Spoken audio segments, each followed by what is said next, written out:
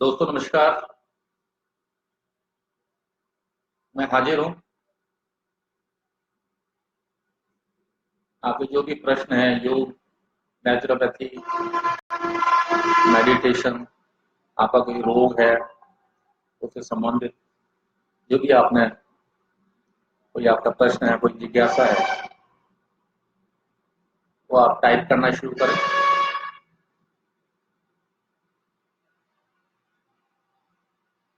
आप अपने प्रश्न टाइप करना शुरू करें।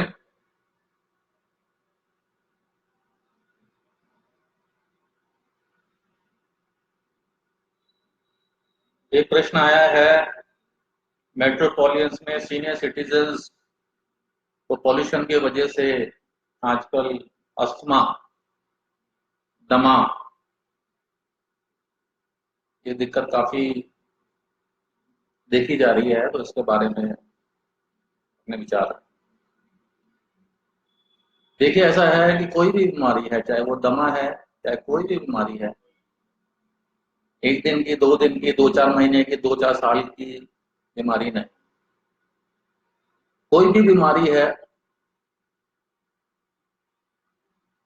उसके जो लक्षण हैं, उसके जो कीटाणु है, उसके जो जीवाणु है, उसके जो कारण है, पैदा होने के जो कारण है, वो बरसों पहले पड़ चुके होते हैं। और जब वो इस स्थिति में आ जाता है कि उसके लक्षण जो है, वेदनाएं देना शुरू कर देते हैं, एक तकलीफ के रूप में हमारे सामने आते हैं। हमारा शरीर एक सीमा तक उस कष्ट को, उस वेदना को झेलता है, लड़ता है, लेकिन एक समय के बाद, एक सीमा के बाद, वो जो लक्षण है, वो जो वेदना है, वो जो रोग है, वो जो कीटाणु है, वो जो बीमारी है, वो शरीर पर हावी हो जाती है। और वो लक्षण प्रकट होने लगते हैं वेदना के रूप में। और जो उस बीमारी के जो लक्षण है, उस अंग पर्टिकुलर के जो लक्षण है, वो दिखने लग जाते हैं।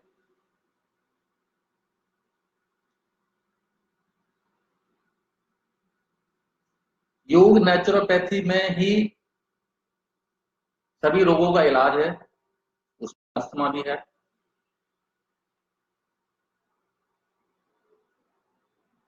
षटकर्म हम कराते हैं, उसमें एक क्रिया आती है कुंजल। कुंजल क्रिया में हम कागासन पर, जिस पोस्चर में इंडियन टॉयलेट में बैठा जाता है, उस पोस्चर में बैठा गर्म पानी पिलाया जाता है और खड़े होके निकलवाया जाता है। किसी एक्सपर्ट से सीख लें। कुंजल क्रिया बहुत महत्वपूर्ण क्रिया है अस्थमा के मरीजों के लिए। वैसे तो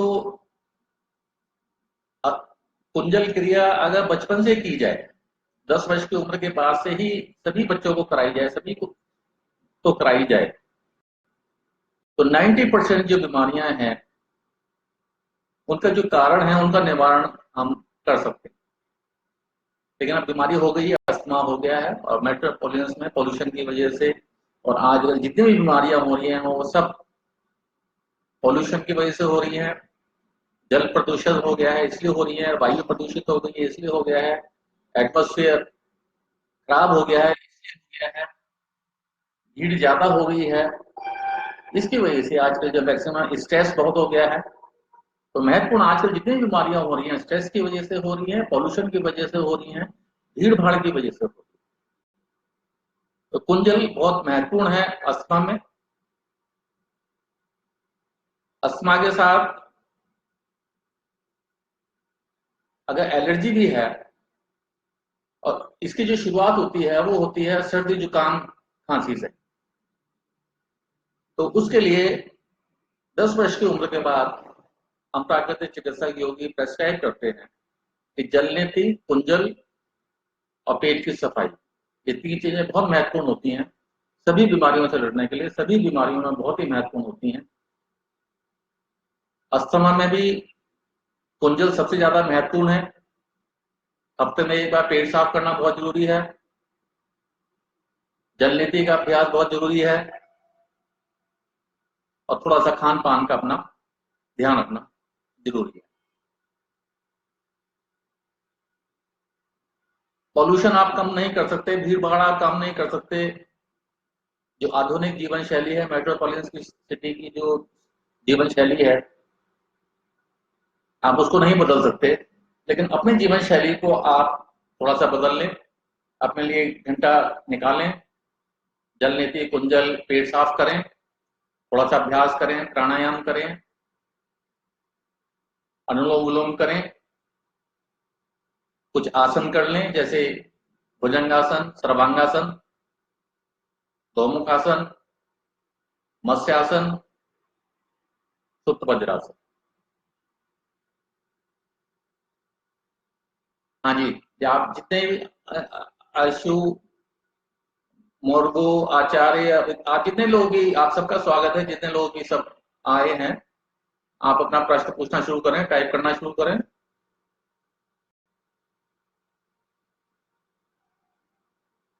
मैं आपके प्रश्न देने के लिए ही, मेरी कोशिश होती है 11 बजे के आसपास मैं आपके पास सामने आऊं और आपके प्रश्न दूं। आप जितने भी, सभी का स्वागत है, जितने भी सब आए हैं, तरुण है, विजय है, आशीष है, हरियाणा, गौरव है, किशन है, वेद प्रकाश है, आचार्य, अनूप है, आप सबका स्वागत है। आप अपने प्रश्न पूछिए। आपके प्रश्न पूछने से और लोगों को भी फायदा होता है। अपना प्रश्न टाइप करना शुरू कीजिए। मेडिकल साइंस ने काफी तरक्की कर ली है, इतनी ज्यादा तरक्की कर ली है कि अब हर घर में रोगी पाया जाता है। शायद ही कोई स्त्री पुरुष ऐसा है कि जिसको कोई ना कोई बीमारी नहीं। मेडिकल साइंस की ये बहुत बड़ी अचीवमेंट है कि हर मनुष्य अब बीमार हो गया। एक बहुत बड़ी चीज हुई है मेडिकल साइंस से कि मेडिकल साइंस क्यूरेटिव है। मेडिकल साइंस ने प्रिवेंटिव मेथड्स पर, सावधानियों पर, बचाव पर, उन विचारों पर, उस ज्ञान पर ध्यान नहीं दिया जिनको अपनाकर हम सभी बीमारियां, उनके जो होने की संभावना है, उसको हम समाप्त कर सकते थे। लेकिन मेडिकल साइंस द्वारा प्रिवेंटिव मेथड्स पर ध्यान नहीं दिया गया, प्रिवेंटिव मेथड्स को इग्नोर किया गया। मेडिकल साइंस क्यूरेटिव साइंस है। क्यूरेटिव मेथड पर मेडिकल साइंस ने ज्यादा जोर दिया कि जब हो जाए, रोग हो जाए, जब घटना घटित हो जाए, जब मुसीबत आ जाए, फिर हमें क्या करना है, कैसे लड़ना है। मेडिकल साइंस ने अपना सारा ध्यान, अपना सारा रिसर्च, अपनी सारी ऊर्जा, अपना सारा मेहनत इस चीज पर लगाई कि हो जाने दीजिए, घटना को हो जाने दीजिए, रोग को हो जाने दीजिए, बीमारी को हो जाने दीजिए, फिर देखेंगे क्या करना है। उसके परिणाम हम सबके सामने हैं। रोग होता है, लक्षण होते हैं, शरीर बताता है। फिर मेडिकल साइंस अपना अनुसंधान, अपना रिसर्च, अपने केमिकल, अपने कैप्सूल, अपने इंजेक्शन लेकर मैदान में उतर जाता है। कोई भी रोग होने पर मेडिकल साइंस टैबलेट देना शुरू करता है, कुछ समय बाद कैप्सूल देना शुरू करता है। एक स्टेज ऐसी आती है कि इंजेक्शन और ऑपरेशन तक की नौबत आ जाती है। कहने का मतलब यह है कि एक बार कोई रोग हो गया, उसके बाद हम करेंगे क्या करना है, ये मेडिकल साइंस लेके चला। और उसमें क्या होता है, आप सभी मेरी इस बात से सहमत होंगे। कोई भी बीमारी शुरू होती है, कोई रोगी डॉक्टर के पास जाता है। आज से 10 साल पहले किसी बीमारी के लिए गया था तो डॉक्टर ने 1-2 टैबलेट लिखी थी, कोई सिरप लिख दिया था, कोई ताकत की दवाई लिख दी थी। और आज 10 साल बाद अगर उसकी प्रेस्क्रिप्शन देखी जाए, उसका पर्चा देखा जाए, उसकी दवाइयों की गिनती की जाए, तो मेरे ख्याल से 10 साल के अंदर अंदर मेडिकल साइंस ने उस रोगी को अब ऑपरेशन की स्टेज तक पहुंचा दिया होगा। मुझे ये बात कहते हैं बहुत दुख है। मैं खुद एक चिकित्सक हूँ, प्राकृतिक चिकित्सक हूँ, योग चिकित्सक हूँ, योग शिक्षक हूँ। इस बात का मुझे दर्द भी है कि मेडिकल साइंस को प्रिवेंटिव मेथड का जो पक्ष था उसको इग्नोर नहीं करना चाहिए था। प्रिवेंटिव मेथड, अब इसको मैं अगर समझाना चाहूं, हम रोज क्यों नहाते हैं? ना नहाए। मेडिकल साइंस के हिसाब से हमें रोज नहीं नहाना चाहिए। जब शरीर हमारा गंदा हो जाए, बदबू आनी शुरू हो जाए, तब भी नहाना नहीं चाहिए। एक डिओ ले लेना चाहिए या सैंड ले लेना चाहिए और छिड़क लेना चाहिए।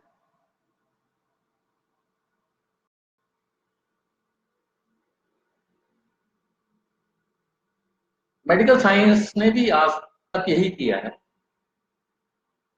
कि प्रिवेंटिव मेथड को इग्नोर किया।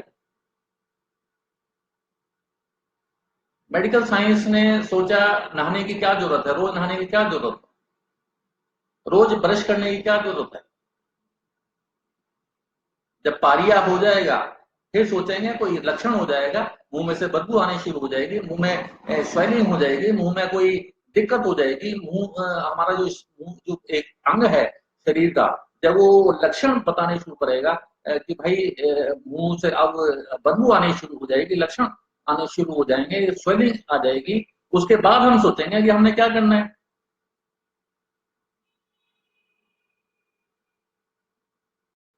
मेडिकल साइंस को प्रिवेंटिव मेथड पर भी जोड़ देना चाहिए था। प्रिवेंटिव मेथड को भी क्यूरेटिव मेथड के साथ साथ जोड़कर चलना चाहिए।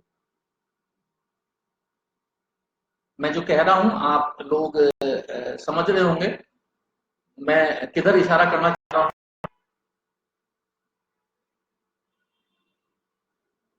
मेडिकल साइंस ने ये कहा कि रोज ब्रश करने की क्या जरूरत है। जब मुंह में पाइलिया हो जाए, कोई रोग हो जाए, कोई दुर्गंध हो जाए, कोई दिक्कत हो जाए, उसके बाद सोचेंगे क्या करना है। लेकिन अगर मेडिकल साइंस कहता कि आप रोज ब्रश कीजिए, तो रोज ब्रश करने से हमारा जो शरीर का एक महत्वपूर्ण अंग है मुंह, वो स्वस्थ रहता, स्वच्छ रहता, बदबू नहीं रहती, पाइलिया नहीं होता। तो उसका क्या फायदा होता कि रोज हम ब्रश करते हैं, तो मुंह की सफाई करते हैं, तो मुंह से संबंधित बीमारियां नहीं होती। लेकिन मेडिकल साइंस ने क्या किया, नहीं, जब आपको रोग हो जाए, जब कोई दिक्कत हो जाए, फिर हमारे पास आइए, हम आपको दवाई देंगे, हम कैप्सूल देंगे, हम आपको इंजेक्शन देंगे, हम आपको सिरप देंगे, हम आपको पीने वाला देंगे, हम आपको सूंघने वाला देंगे। मेडिकल साइंस ने इतनी तरक्की कर ली कि अमेरिका में बैठा बैठा डॉक्टर जो है दिल्ली में बैठे पेशेंट का टेलीपैथी से ऑपरेशन कर रहा, रॉबोट से ऑपरेशन हो रही। इतनी तरक्की मेडिकल साइंस ने कर ली है। लेकिन साथ साथ इतनी भी तरक्की की है, मुझे कहते हुए बड़ा अफसोस है इस बात का, कि हर व्यक्ति को आज रोगी बनकर जो है जीवन व्यतीत करना पड़ रहा।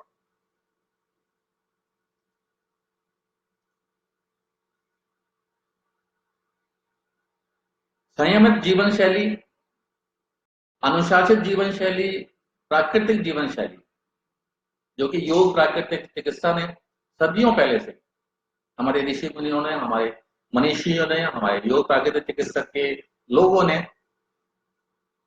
शुरू से ही इस चीज को समझा, बताया, इनकी बात को दबाया गया, उनकी बात को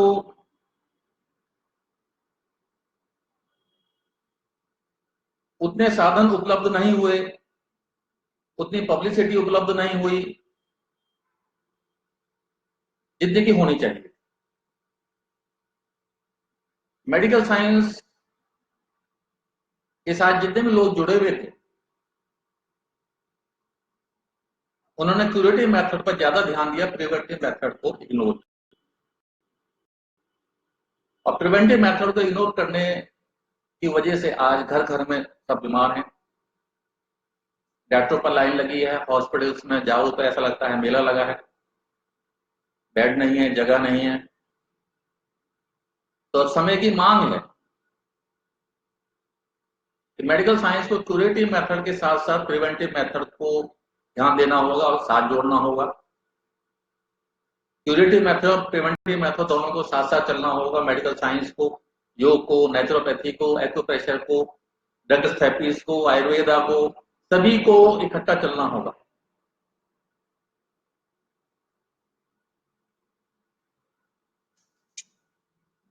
हमने गायने का डॉक्टर अलग विभाग बना दिया, हार्ट का अलग बना दिया, ब्रेन का अलग बना दिया, आईज का अलग बना दिया, टीथ का अलग बना दिया, लंग्स का अलग बना दिया, टीबी का अलग बना दिया। तो जब इतने डिपार्टमेंट मेडिकल साइंस में हैं, तो साथ साथ में योग, नेचुरोपैथी, आयुर्वेदा, एक्यूप्रेशर, एक्यूपंक्चर, ये सारे भी डिपार्टमेंट होने चाहिए। इन सब के भी विशेषज्ञ सभी अस्पताल में होने चाहिए।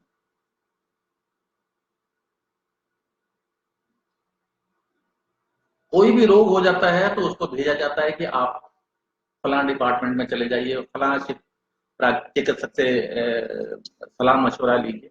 इसी प्रकार जहां भी लगे कि योग की जरूरत है, योग के पास भेजा जाए। जहां भी लगे प्राकृतिक चिकित्सक की जरूरत है, उसके पास भेजा जाए। इमरजेंसी है, एक्सीडेंट हो गया है, कार टांग में फ्रैक्चर हो गया है, पॉइजन बढ़ गया है, और टांग काटने की नौबत आ गई है, जान बचाने की नौबत आ गई, इमरजेंसी है, तो उसको एलोपैथी में भेजिए, ऑपरेशन में भेजिए। नेचुरली उसके लिए तो आप ऑपरेशन के लिए भेजेंगे, तब तो योगाभ्यास करने के लिए नहीं भेजेंगे, या प्राकृतिक चिकित्सक के पास नहीं भेजेंगे कि भाई कुंजल करियो।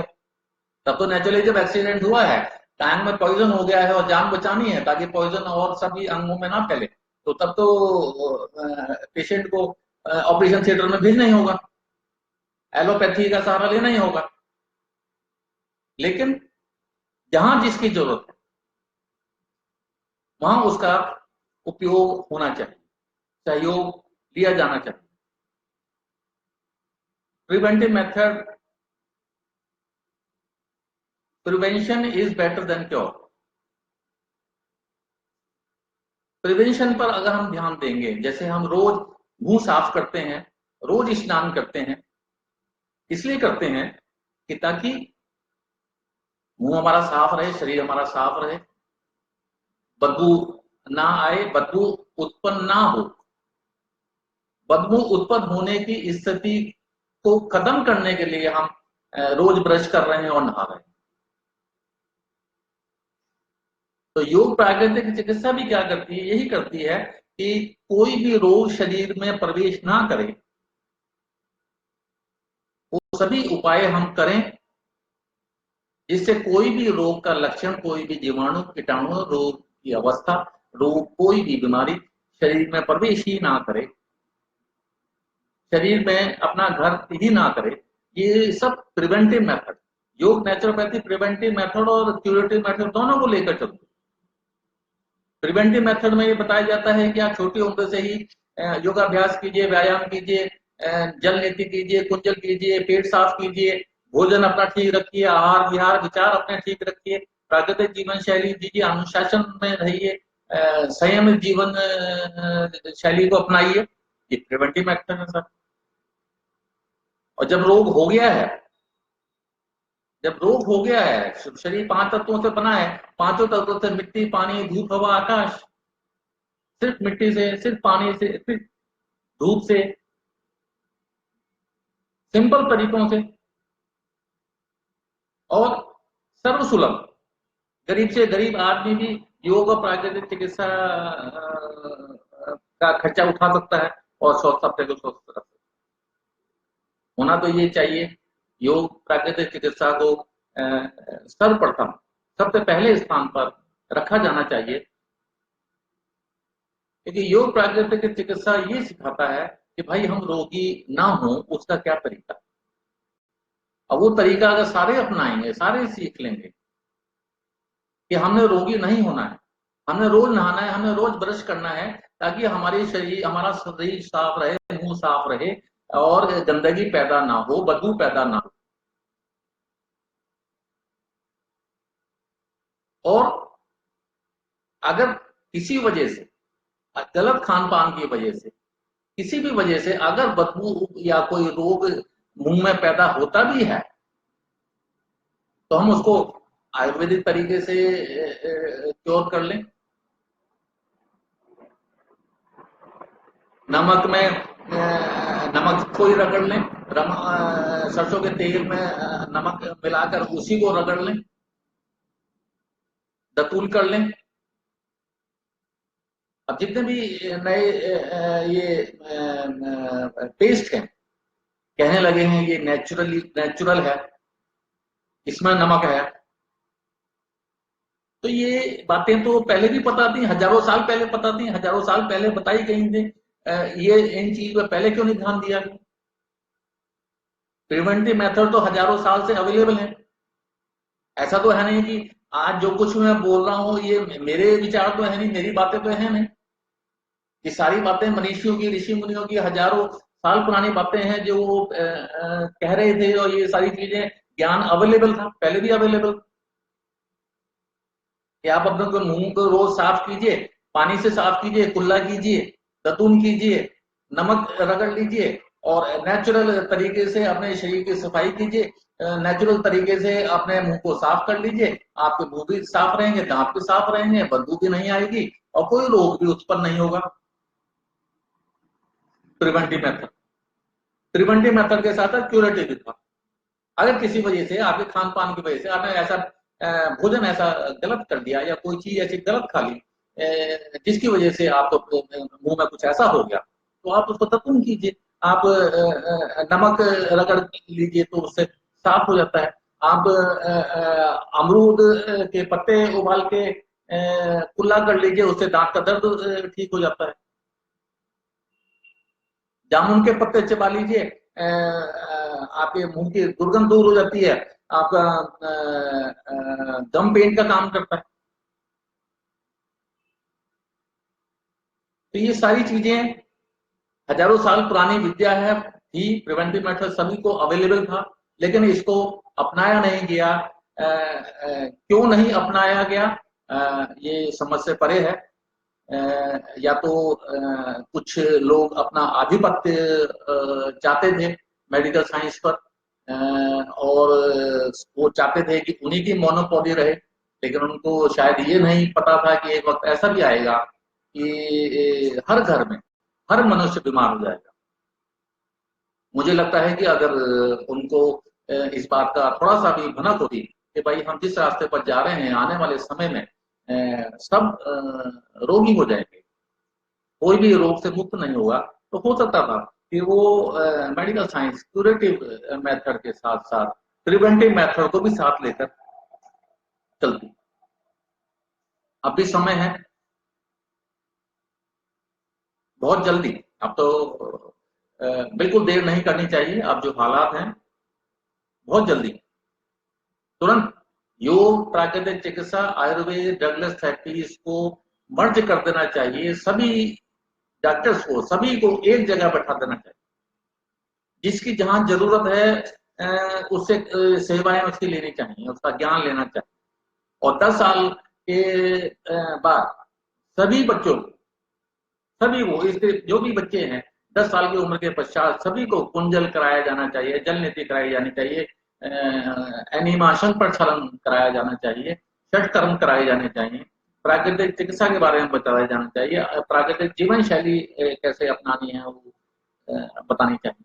अब डॉक्टर्स बताने लगे हैं, पहले जो डॉक्टर थे, आज से आप लोगों को ध्यान होगा कि आज से 5-7-10 साल पहले जो भी डॉक्टर के पास जाता था, डॉक्टर यही कहता था कुछ भी खाइए पीजिए, अपना हमारी दवाई खाते रहिए। कोई अगर परहेज पूछता भी था कि भाई कोई परहेज बताइए या कोई प्रिवेंटिव मेथड बताइए, तो वो यही कहते थे नहीं नहीं, प्रिवेंटिव मेथड की कोई जरूरत नहीं है, आप हमारी दवाइयां खाते रहिए। लेकिन अब बड़े से बड़े डॉक्टर कहने लगे हैं, त्रेहन साहब कह चुके हैं, अग्रवाल साहब कह चुके हैं, बड़े बड़े हमारे जो मनीषी डॉक्टर हैं, एम्स के डॉक्टर्स जो हैं, डायरेक्टर्स जो हैं, वो इस बात को कह चुके हैं, पीजीआई के डॉक्टर्स इस बात को कह चुके हैं, सार्वजनिक तौर पर कह चुके हैं कि संयमित जीवन शैली, प्राकृतिक जीवन शैली अपनानी चाहिए, प्राणायाम करना चाहिए, टहलना चाहिए। अब क्यों कहने लगे? अब इसलिए कहने लगे हैं कि उनके पास रश इतना हो गया है, पेशेंट इतने हो गए हैं, बात गले से ऊपर जा रही है, संभालना मुश्किल हो रहा है, पेशेंटों को संभालना मुश्किल हो रहा है, अस्पताल में जगह नहीं बची। जब आपात स्थिति आ गई तब कहना शुरू किया है एलोपैथी डॉक्टर्स ने, मेडिकल साइंस के लोगों ने, कि प्रिवेंटिव मेथड भी अपनाना होगा। और प्रिवेंटिव मेथड को इग्नोर करने की वजह से आज घर घर में बीमार लोग हो गए। तो मैं आप सभी के माध्यम से, आप जहां जहां काम कर रहे हैं, माध्यम से मैं अपनी बात आप तक पहुंचाने की कोशिश की है। इस बात को आप आगे पहुंचाइए। मेरी कोशिश यही होती है कि मैं जिस भी मंच पर जाऊं, जहां भी जाऊं, और मेरी कोशिश है कि स्टेट लेवल पर, नेशनल लेवल पर ये चीजें पहुंचनी चाहिए, जानी चाहिए, सभी को समझनी चाहिए। पावर वालों लोगों को, जो नीति निर्धारक हैं, उनको ये चीज समझ जानी चाहिए अब कि मेडिकल साइंस के साथ साथ प्रिवेंटिव मेथड, क्यूरेटिव मेथड्स के साथ साथ प्रिवेंटिव मेथड्स को जोड़ना अब अति आवश्यक है। अगर मानवता को, मनुष्यता को, आने वाले बच्चों को, आने वाले मानवता को अगर हमने रोगों से दूर रखना है, बीमारियों से दूर रखना है, तो प्रिवेंटिव मेथड अपनाने ही होंगे। धन्यवाद।